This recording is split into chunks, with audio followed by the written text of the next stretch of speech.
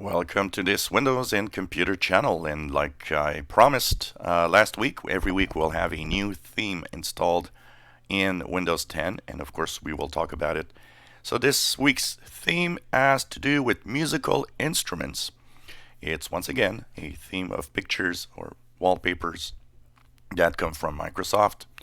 So to get it, all you have to do is simply go to your settings, go into personalization. In the personalization, you go on the left side in themes. Just go to get more themes in the Microsoft Store. It's going to bring you to the Microsoft Store, of course, all the themes. So it's musical arrangements is the one that I actually installed now.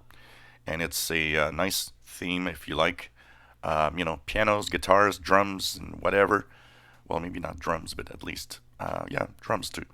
You will have different pictures of musical instruments that are, of course, beautiful and always nice. It's a set of 12 images that actually will change every few minutes in your background. Once you get it and install it, simply double click on the theme of musical arrangements. It will, if you're in the dark theme, I just want to say that it will actually change your theme to the light theme for this arrangement. But it's very, very nice and totally worth it.